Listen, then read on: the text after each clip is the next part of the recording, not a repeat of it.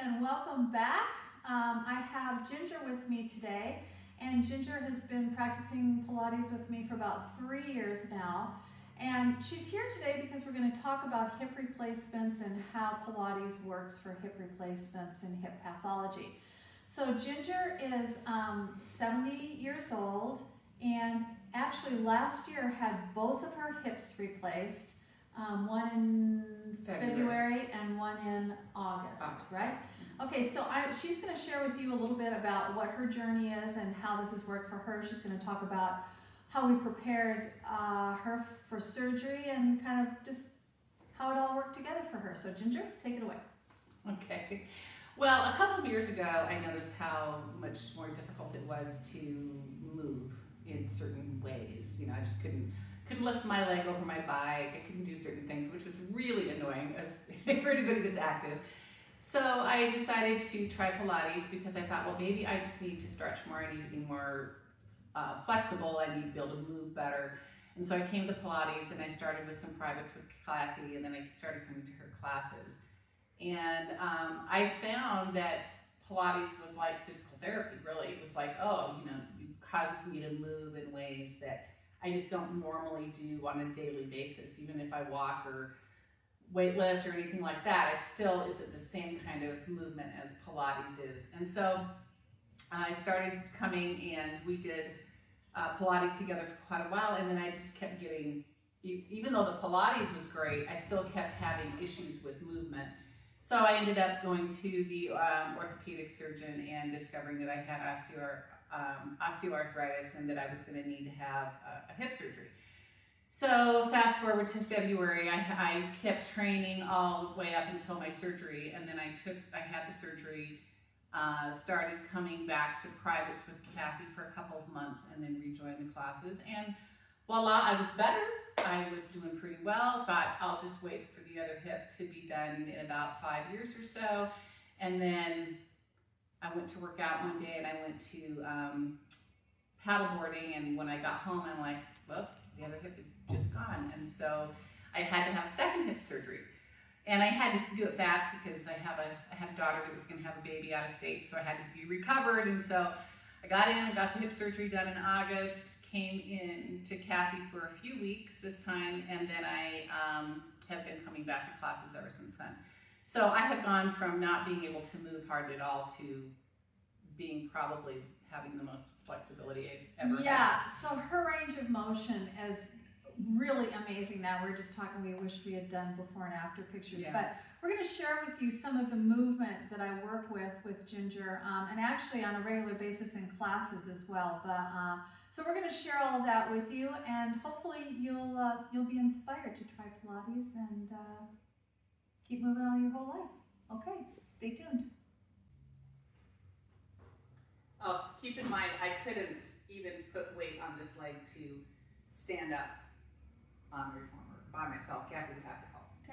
Just to get in position. Yeah. And then the other thing is that she had just a very, very tiny range of motion to open and close it. Yeah. And then back in. Yeah, okay? and that would be on the lightest weight possible, and I could go about that far. Right, exactly. So now, go ahead and come in for me, Ginger. So now we have her on a medium spring, and she's going to bring her arms here, and then she's going to press out, and then press out to her range of motion, and then she's going to pull everything back in, right? But as she presses out, she's not going to hinge forward. She's going to stay tall through the crown of the head and pull it in. And she's going to press out, and as she pulls everything in, she's pulling from the inner thighs and thinking about her pelvic floor pulling up towards her heart. And she's going to do one more for me, pressing out and then coming back in. Beautiful. So I don't know what you call it. We call this cowgirl. I don't know why. But anyways, the work here is getting the hip flexors open and wide, and she's going to have an external rotation on her feet. And she's actually going to take her feet back a little bit closer to the foot bar. Thank you. And then she's pressing throughout her feet with equal intention, so she's not rolling out or rolling in on her feet. And she's going to sit very, very tall to start with. She extends her arms. Come back here, just there. Good, now extend. Good. So from here, the only thing that happens is she's gonna hinge from her hips and drop her chest towards the springs and lengthen, lengthen, lengthen. Good. And then she's fighting to open these knees a little bit more and turn her toes out even a little bit more. And then she's gonna roll up and articulate through the spine. And again, pressing out. So when Ginger, before her hip surgeries, she couldn't do this. Like there's no way she could do this. And now she's got more range of motion and she can actually create some movement and stretch out those hip flexors, articulate her spine, and sit tall. And she's gonna do one more for me, pressing out and hinging forward. Shoulders down, thank you. And roll up, get tall. So when Ginger first came in after her hip surgeries, this is one of the things that we worked on to help her to be able to lift and use her quads to lift her legs. So I put this strap under here. We'll just do one leg to show you. Okay. So she's going to lengthen that leg.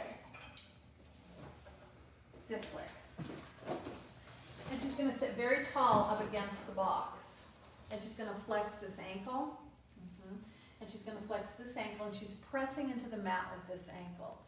Now, she's going to do a really good job of it now because we've done a lot of work about this, but this is just to give you a feel for how we work towards the other big movements that we just showed you. So she's going to have her hands down by her side. She's going to sit very tall. She's going to inhale to prepare. She's going to exhale, just float that leg up and down. So after hip surgery, I could barely lift it up, and if I didn't have the support, I wouldn't even have been able to pick it up. And so this is baby steps. So Pilates is built on tons and tons and tons of little tiny baby steps. So we wanted to give you an idea of a baby step. It's small, but it's mighty. Okay, thank you. So I was really inspired by the other people in the studio because I discovered my own limitations of what I couldn't do based on watching other people and seeing how much they could do.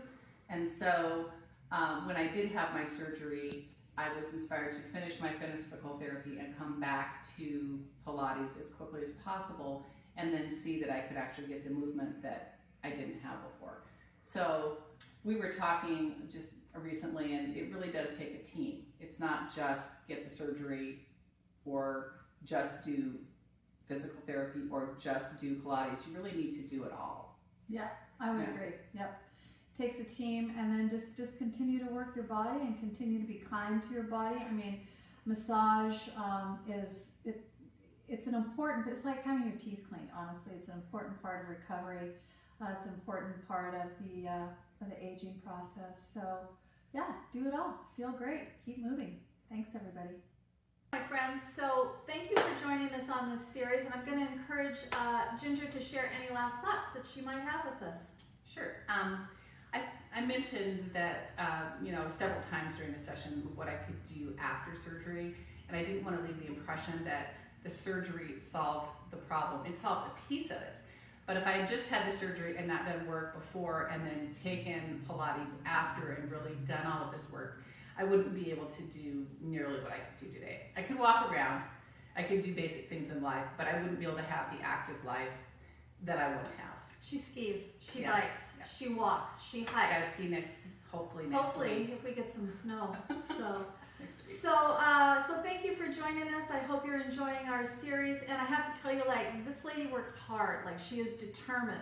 And she's right. It's not a gimme. You got to do your work, but you got to take the baby steps. So be brave, step in, listen to your body, listen to your physical therapist, and don't stop moving. Thanks, everybody.